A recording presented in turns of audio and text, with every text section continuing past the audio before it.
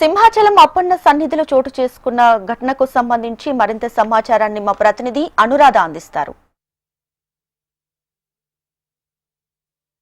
చందనోత్సవంలో ఒక అపశృతి చోటు చేసుకుంది. ప్రస్తుతం నేను ఆ సంఘటన జరిగిన ప్రాంతంలో ఉన్నాను. సింహగిరి క్షేత్రం మీద ఈ రోజు ఉదయం కురిసిన భారీ వర్షానికి ఒక గోడ కూలిపోయి మొత్తం 5 వ్యక్తులు ఆ గోడలో చిక్కుకున్నారు. ఎంతమంది అన్నది అధికారికంగా తెలియాల్సి ఉంది.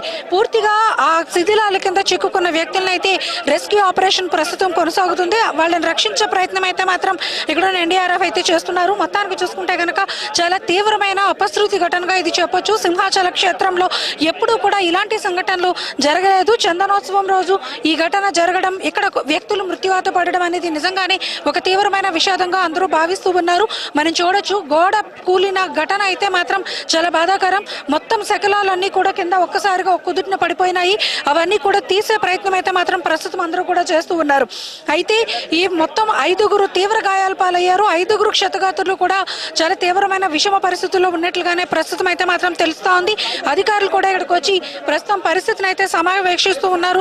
ప్రస్తుతం వాళ్ళంతా కూడా పరిస్థితిని చూస్తూ ఉన్నారు. అయితే ఇక్కడ మనం చూసుకున్నట్టయితే రెస్క్యూ ఆపరేషన్ ఇంకా కంప్లీట్ అవుతుంది. గోడ కూలిపోయే శకలాలన్నీ కూడా మనం చూడొచ్చు. పూర్తిగా కింద పడిపోయిన పరిస్థితి అయితే మనకైతే పరిస్థితి అయితే మాత్రం కనిపిస్తూ ఉంది. 5 వరకు మృత్యువాత పడినట్లుగా సమాచారం వస్తున్నప్పటికీ ఇంకా అధికారికంగా దాన్ని ఎవరు కూడా ధృవీకరించలేదు. మొత్తానికి చూసుకుంటే కనుక విశాఖ సింహాచల క్షేత్రంలో చాలా తీవ్రమైన అపశృతిగా దీన్ని భావిస్తూ ఉన్నారు.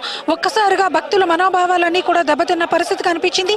అధికారులు మొదటి నుంచి కూడా చాలా ప్రతిష్టాత్మకంగా మేము సింహగిరి మీద ఈ ప్రయత్నాలన్నీ కూడా చేస్తున్నాము, సింహగిరి మీద అత్యంత భారీ భద్రతా ఏర్పాట్లు చేస్తున్నామని చెప్పుకుంటూ వచ్చారు. కానీ కేవలం వివిఐపీల సేవలో తరించినట్లుగా మనకి తెలుస్తూ ఉంది. కేవలం విఐపీలని వాళ్ళు ప్రొటెక్ట్ చేసుకుని వాళ్ళకి దర్శనాలు కల్పించే ఒక్క పనిలో మాత్రమే ఎక్కువగా అధికారులు ఫోకస్ చేశారు.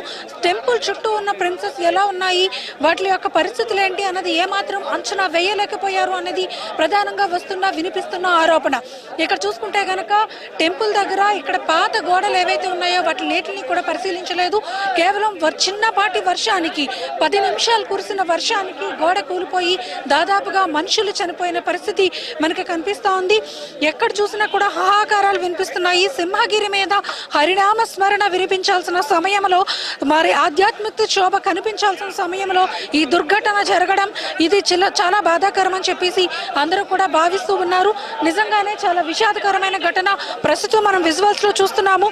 ఇంకా పూర్తిగా రెస్క్యూ ఆపరేషన్ అయితే చేస్తూ ఉన్నారు. మొత్తం శిథిలాల కింద చిక్కుకున్న వాళ్ళందరినీ కూడా తీసే ప్రయత్నం అయితే మాత్రం చేస్తూ ఉన్నారు.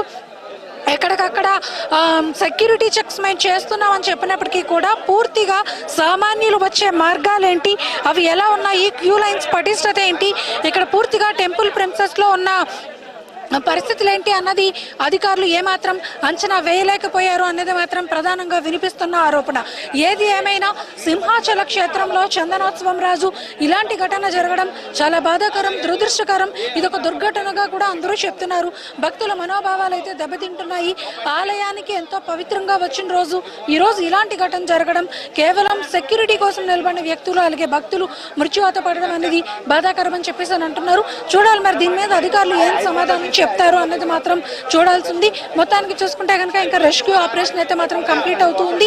పూర్తిగా శకలాలు తొలగిస్తే తప్పితే ఎంతమంది మృత్యువాత పడ్డారు అనేది అధికారికంగా చెప్పే పరిస్థితి అయితే ఉండదు. మొత్తానికి విశాఖ సింహాచలం క్షేత్రంలో ఈ రోజు చందనోత్సవం రోజు ఇంత అపశృతి చోటు చేసుకోవడం మాత్రం అందరూ కూడా బాధపడుతున్న విషయం.